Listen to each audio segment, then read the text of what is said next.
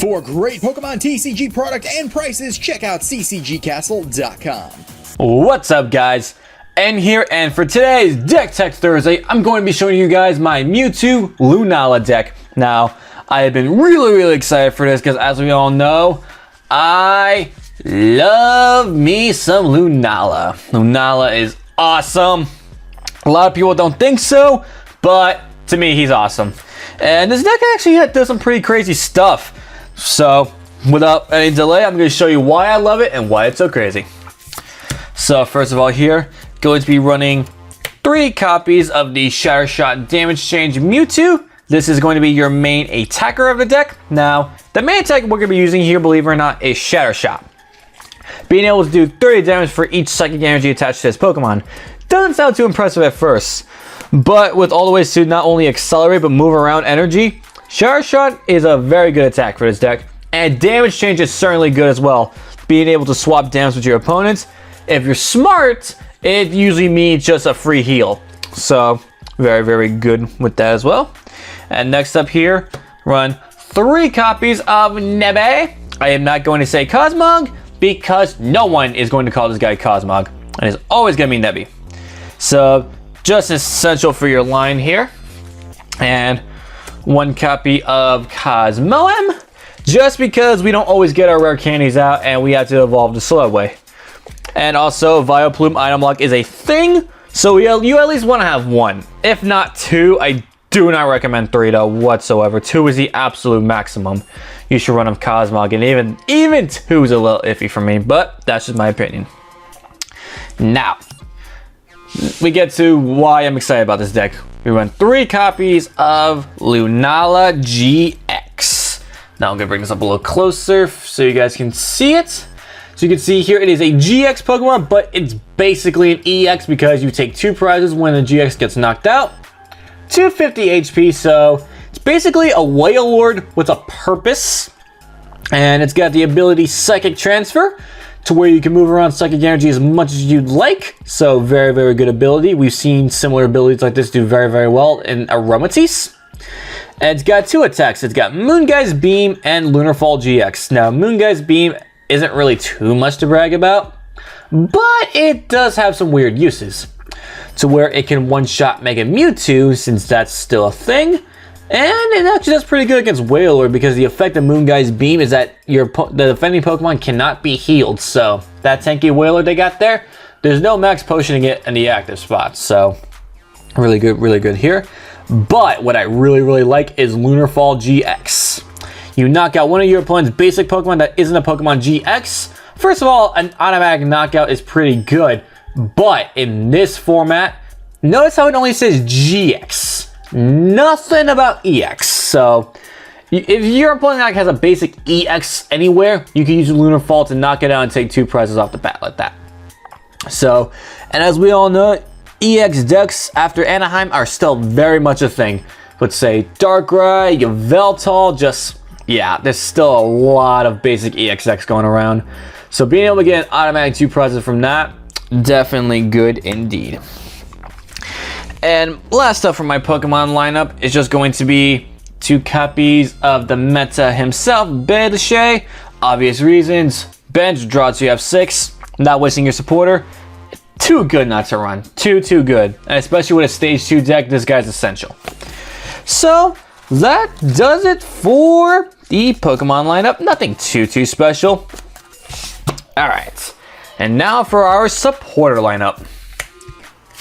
We got here 3 copies of Professor Sycamore. Obvious reasons, discard your hand, draw 7. Now usually I run 4, but the thing is I'm only choosing 3 here because I'm kind of working around with some of the new draw supporters we got from Sun and Moon. And it doesn't really seem to be hurting me too much so far. Next up here, we've got 2 copies of N.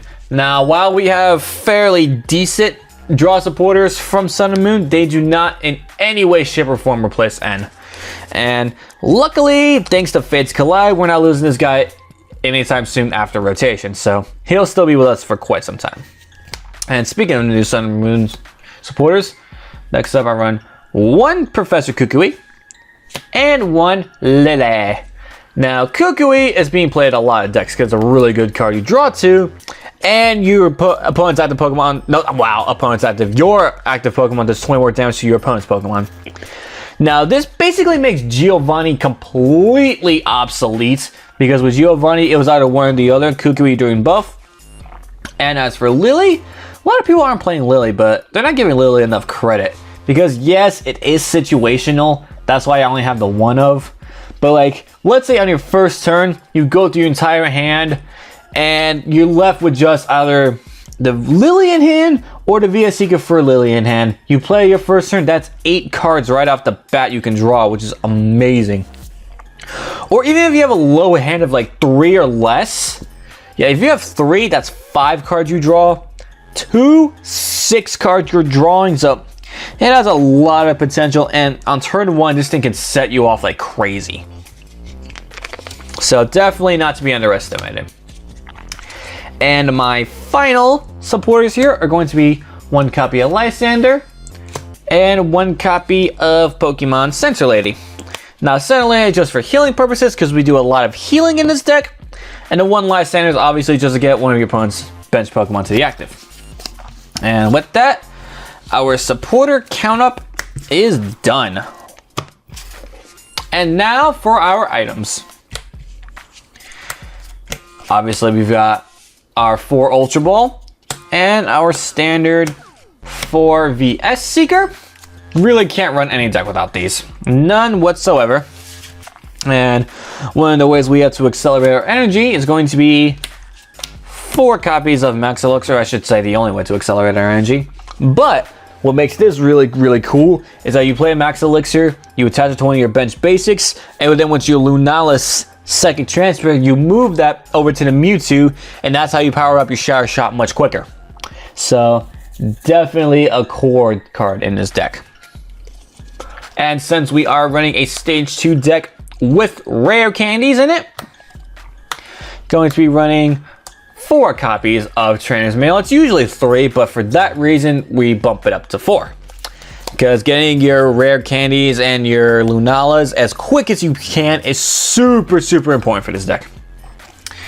Alright, next up, we have 3 copies of Fighting Fury Belts. Now, this is just to attach to our Mewtwo to give him some extra health, and 10 extra damage is pretty cool. Now, when we get Choice Band, I'm not sure if I would cut the Fighting Fury Belt entirely. Like, I know for a fact I want at least 1 or 2 Choice Band in here. But as far as, I'm not sure if it would completely replace Fighting Fury Belt in this deck. At least not yet anyways. It all depends on where the meta takes us. And all that good stuff. And final tool is going to be 1 copy of EXP Share, because having your Psychic Energy around in play is crucial for this deck. So if, say, your Mewtwo gets knocked out, you want to be able to save some energy with that. Alright. And next up, since, of course, Stage 2 deck, Rare Candies. Basically, this allows you to skip the Cosmog and go directly into Lunala, which is amazing. And how we're going to be doing our healing is 2 copies of Max Potion.